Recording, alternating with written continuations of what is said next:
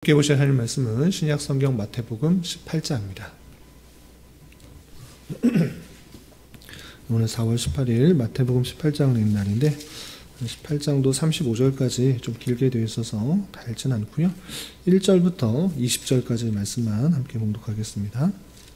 신약 성경 마태복음 18장 1절부터 20절까지 말씀, 신약 성경 29면 전후를 보시면 되겠습니다.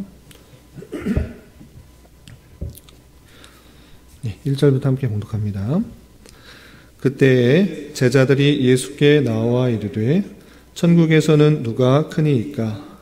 예수께서 한 어린아이를 불러 그들 가운데 세우시고 이르시되 진실로 너희에게 이르노니 너희가 돌이켜 어린 아이들과 같이 되지 아니하면 결단코 천국에 들어가지 못하리라.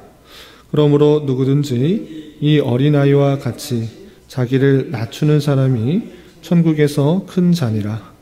또 누구든지 내 이름으로 이런 어린아이 하나를 영접하면 곧 나를 영접함이니 누구든지 나를 믿는 이 작은 자 중 하나를 실족하게 하면 차라리 연자 맷돌이 그 목에 달려서 깊은 바다에 빠뜨려지는 것이 나으니라.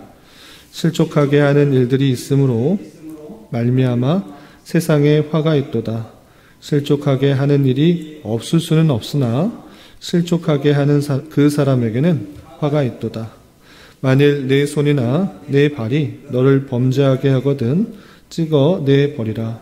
장애인이나 다리 저는 자로 영생에 들어가는 것이 두 손과 두 발을 가지고 영원한 불에 던져지는 것보다 나으니라. 만일 내 눈이 너를 범죄하게 하거든 빼어 내버리라. 한 눈으로 영생에 들어가는 것이 두 눈을 가지고 지옥불에 던져지는 것보다 나으니라. 삼가 이 작은 자 중에 하나도 없인 여기지 말라. 너에게 말하노니 그들의 천사들이 하늘에서 하늘에 계신 내 아버지의 얼굴을 항상 배옵느니라. 너희 생각에는 어떠하냐? 만일 어떤 사람이 양 100마리가 있는데 그 중에 하나가 길을 잃었으면 그 99마리를 산에 두고 가서 길 잃은 양을 찾지 않겠느냐?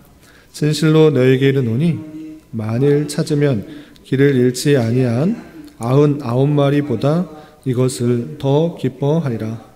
이와 같이 이 작은 자 중에 하나라도 잃는 것은 하늘에 계신 너희 아버지의 뜻이 아니니라.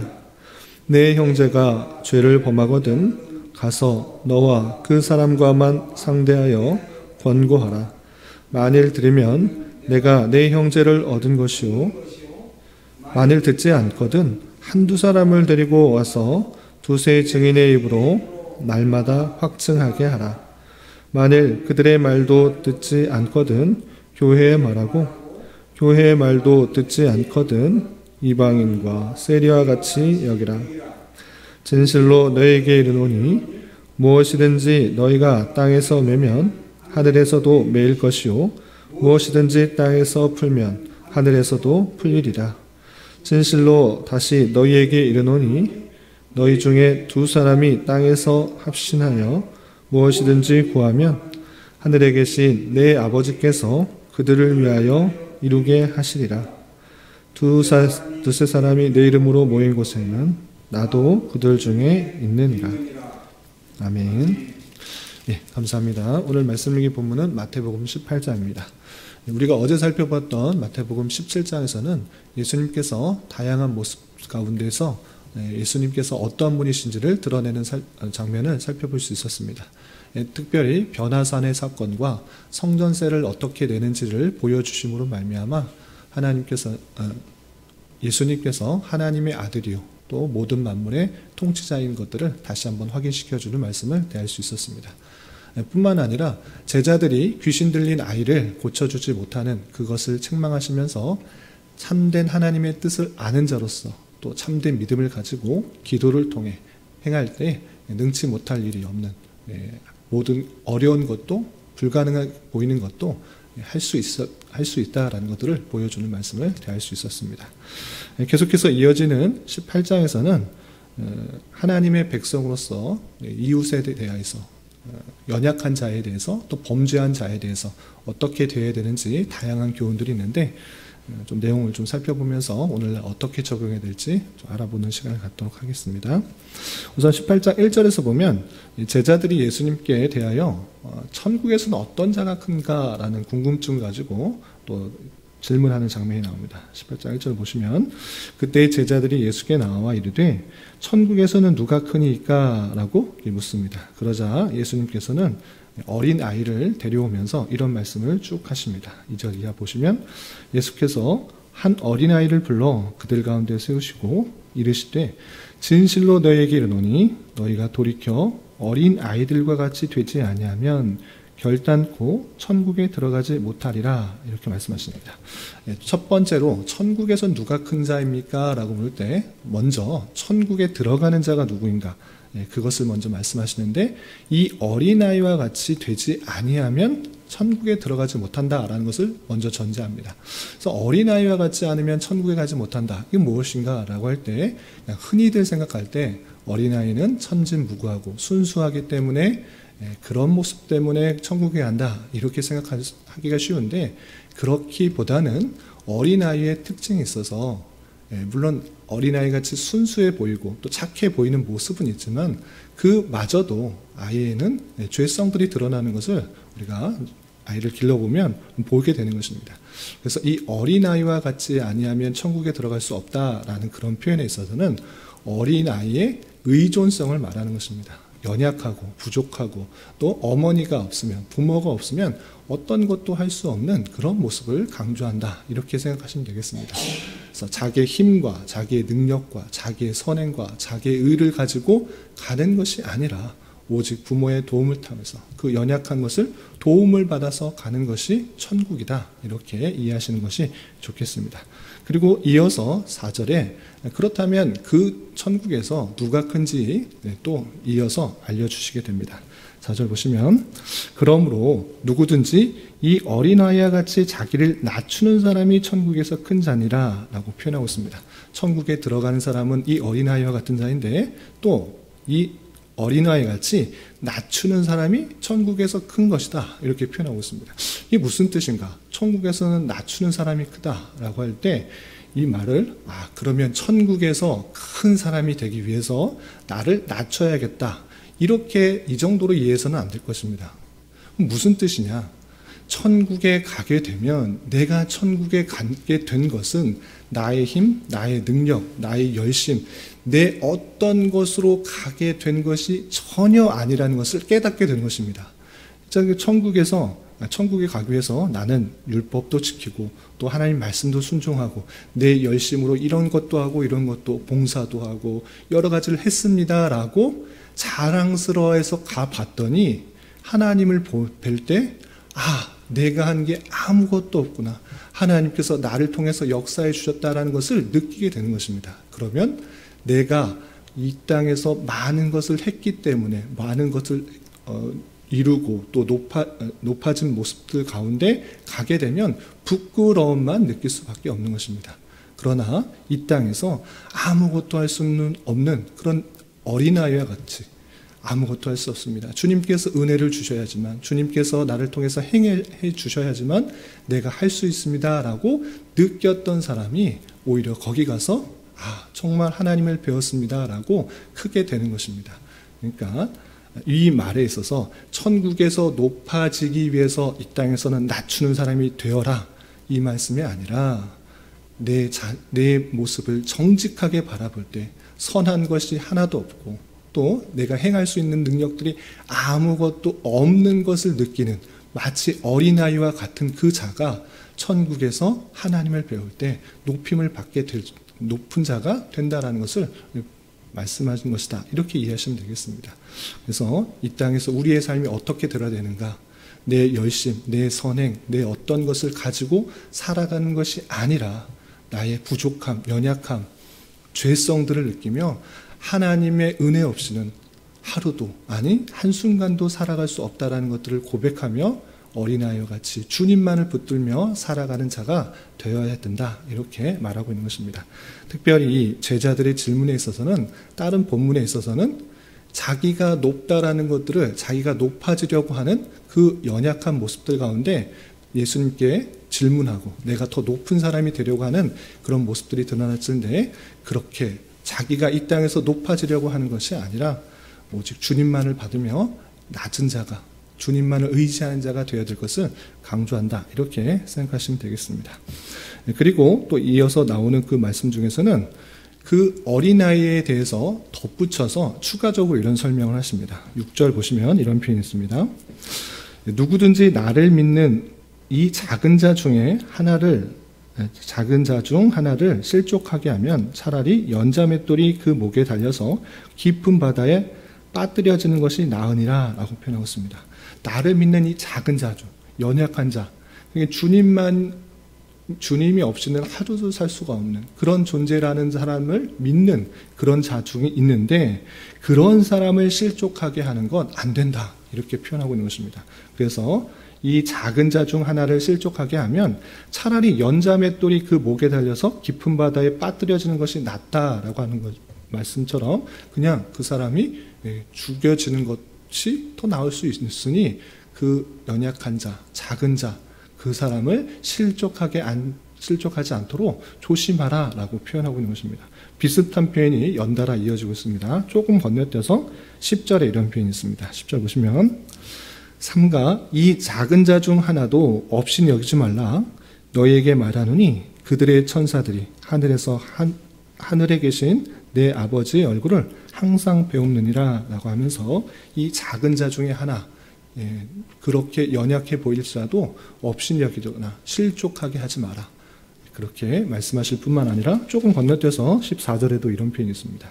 14절 보시면 이와 같이 이 작은 자 중에 하나라도 잃는 것은 하늘에 계신 너희 아버지의 뜻이 아니니라 라고 말하면서 하나님의 택하신 백성들, 그 백성들의 참 연약하고 부족하고 나약한 그 모습들, 그런 모습들이 있을진데 그 작은 자 중 어린아이와 같은 자 실족하지 않도록 하고 또 하나님께서는 그 한 생명도 잃지 않기를 바라신다라는 것을 통해서 우리 주변에 있는 연약한 그런 심령에 있는 사람들을 외면치 말고 또 실족하지 않도록 하는 그 모습들을 살펴볼 수가 있는 것입니다.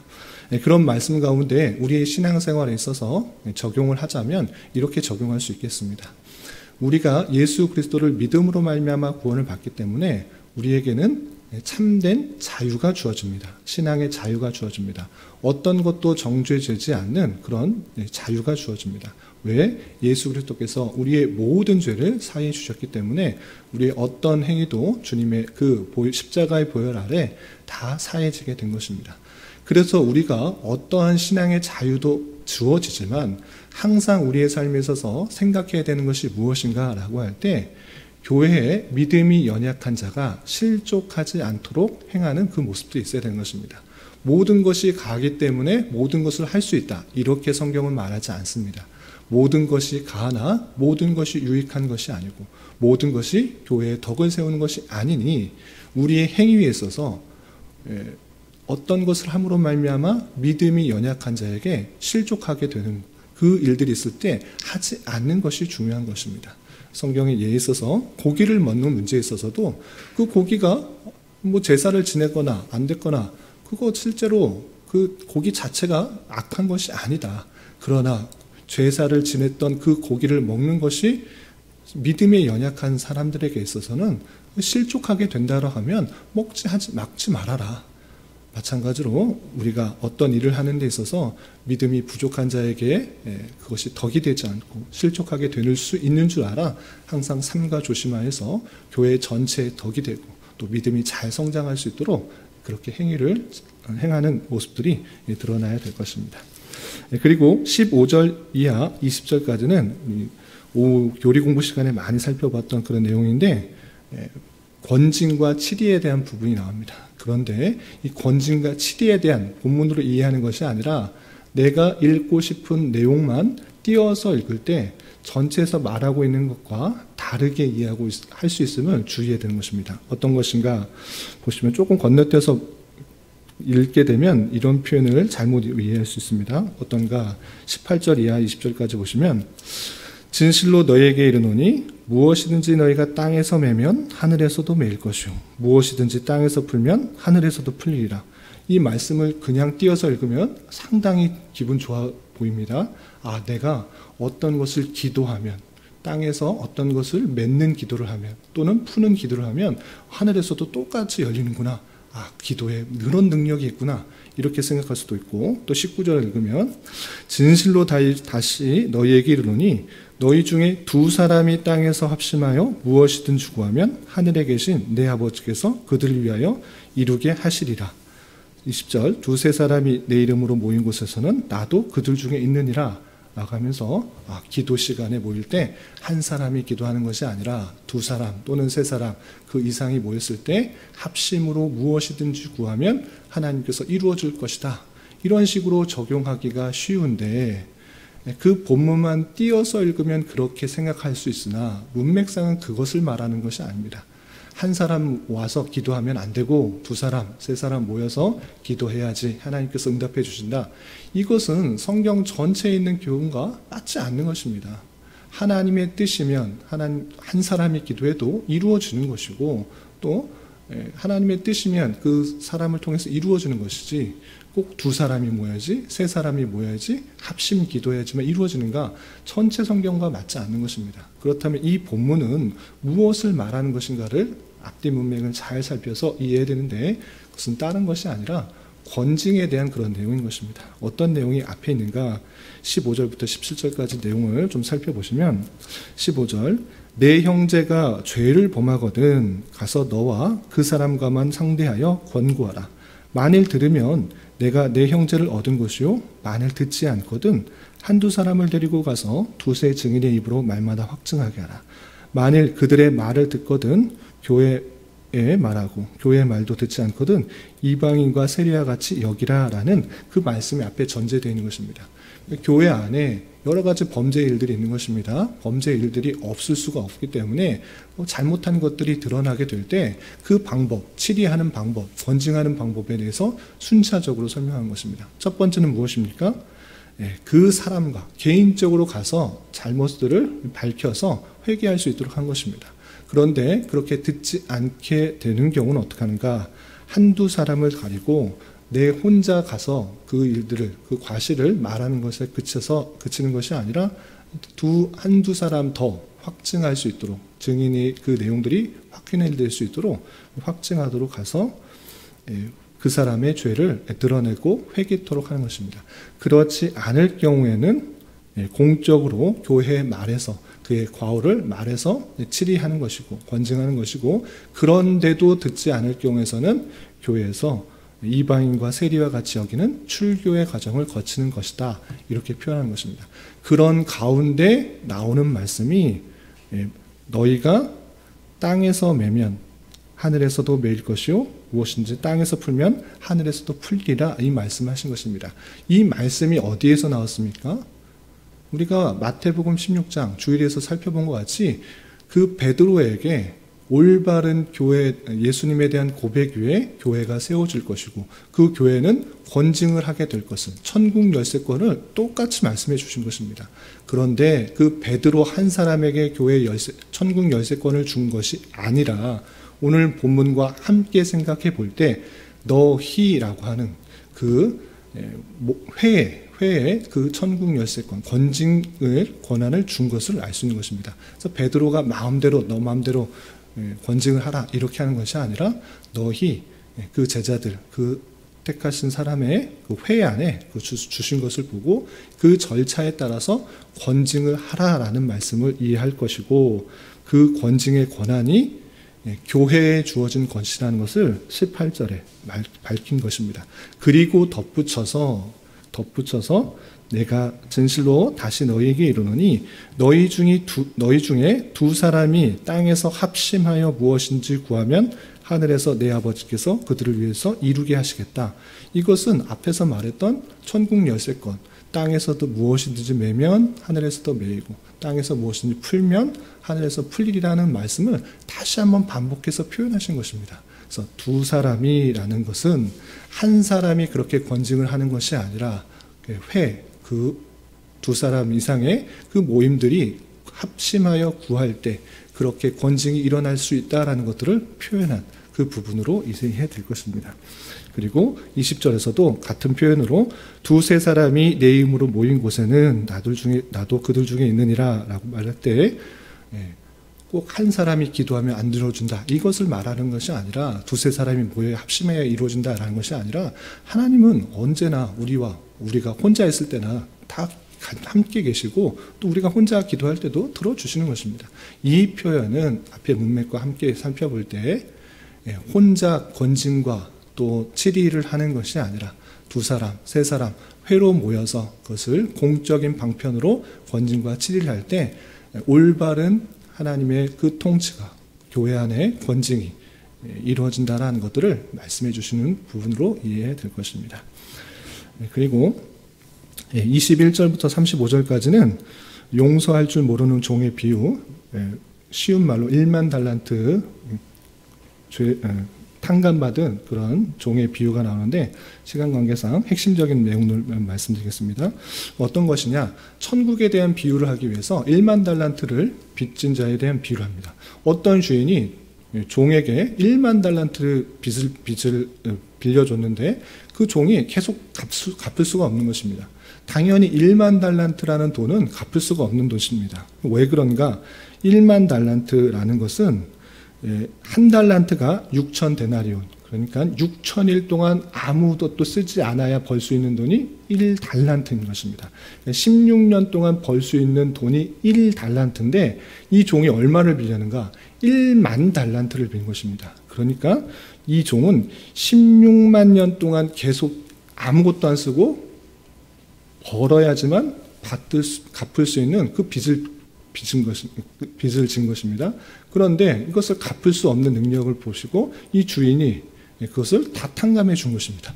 기쁜 마음으로 그 종은 돌아가게 되었는데 자신에게 빌린 100데나리온, 그러니까 100일 동안, 3달 동안 돈 벌어서 갚을 수 있는 정도의 빚을 진 사람을 만납니다. 그럼 어떻게 했는가? 이 종은 자신이 탕감받은 것은 전혀 생각하지 않고 100데나리온 갚아라, 이렇게 핍박하는 것입니다.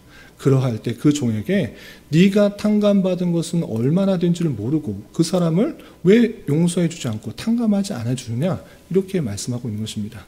이 표현의 것은 무엇인가 라고 할 때, 너희가 용서받은 그 은혜를 생각하며 너 주변에 여러 가지 용서해 줄 사람들을 용서해 주는 것이 마땅하다라는 것을 표현한 것입니다. 다른 표현으로 우리가 주변 사람들을, 친구를, 형제를, 자매를 얼마나 용서해 줘야 됩니까? 1번입니까? 2번입니까? 아니, 70번에 7번씩이라도 무조건 용서해 주는 것이 마땅한 자세다라는 것을 생각해 볼 수 있는 것입니다. 이렇게 70번에 7번씩 해서 꼭 490번만 용서해 주라, 이런 말씀이 아니라 우리가 은혜 받고 우리가 죄를 지었음에도 불구하고, 더 큰 죄를 지었음에도 불구하고 예수 그리스도의 보혈 은혜로 사해사함을 받은 줄 알아 형제들이 실수한 것, 잘못한 것, 넉넉한 마음으로, 너그러운 마음으로 대해주는 것이 마땅하다라는 것들을 보여주는 그런 말씀인 것입니다. 이런 말씀을 대하는 자로서 우리가 다시 한번 우리의 힘과 의지로 또는 노력으로, 선행으로 구원받는 것이 아니라 오직 하나님의 선택하심에 따라서 은혜로 구원받았다는 것을 늘 감사하며 하나님만 의지하며 살아가는 자 되어야 될 것이고, 우리 주변에 신앙이 연약하고 부족한 사람들을 위하여서 건덕과 또 실족하지 않게 우리의 삶을 더욱더 단속하며 주님께 영광을 돌리는 사람이 되어야 될 것이고, 또 우리가 받은 놀라운 은혜에 따라서 우리 주변의 사람들을 넉넉한 마음을 대하고 또 용서해 주는 것들을 실천할 수 있는 삶이 되어야 될 것입니다. 이런 교훈에 따라 오늘 하루, 남은 한평생 힘있게 살아갈 수 있는 저와 여러분이 되시기를 주님의 이름으로 부탁을 드립니다. 기도하겠습니다. 하나님 아버지, 감사합니다. 오늘 말씀을 통해서 예수님을 믿는 자로서 어떠한 삶을 살아가야 하는지에 대해 다양한 교훈을 살펴보았습니다. 이런 말씀을 대하는 자로서 어린 아이와 같이 자신을 낮추며 오직 주님만을 따르려고 하는 자가 되게 하여 주시고, 내가 받은 신앙의 자유에 따라 행할 때 믿음이 연약한 자를 늘 신경 쓰며 실족하지 않도록 인도하여 주시고, 내가 받은 사랑이 얼마나 큰지를 잘 깨달아 우리 주변의 사람들에게 용서와 자비를 베풀 수 있는 넉넉한 마음을 가진 자 되게 하여 주시옵소서. 주님, 4월은 고난과 부활의 달로 보내고 있습니다. 주님께서 이 땅에 오셔서 당하신 고난의 의미를 잘 생각하게 하여 주시고 때때로 만나게 되는 여러 가지 환난과 역경을 믿음으로 잘 견디어 나갈 수 있도록 인도하여 주옵시고 넓고 편한 길만 가려는 것이 아니라 좁고 협착한 길이요 십자가의 길을 지고 주님을 따르는 자 되게 하여 주옵시며 주님의 부활하심을 확실히 믿으며 부활신앙으로 순간을 살아도 영원에 속한 자로서 땅을 밟고 살지만 천국에 속한 자로서의 삶을 살아갈 수 있도록 인도하여 주시옵소서. 주님, 교회 내 육체의 질병과 연약함으로 어렵고 힘든 가운데 있는 여러 성도들 있사오니 주님 지켜주셔서 건강하게 잘 치유되고 회복되도록 인도하여 주시고 직장과 사업장의 문제로 가족의 전도와 신앙을 위해 아이의 임신과 남편의 직장을 위해 주님께 간절히 부르짖며 나아가는 여러 지체들이 있사오니 그들과 함께하여 주시고 그들의 기도 응답해 주시사 우리의 기대와 소망보다 훨씬 더 풍성한 것들로 채워주시는 하나님을 깊이 경험할 수 있는 기회 되도록 인도하여 주시옵소서. 이 시간 각자 간절하게 간구하는 기도 제목 주님께서 들으시고 가장 선한 것들로 응답하여 주시옵소서. 예수님의 이름으로 기도 올리옵나이다. 아멘.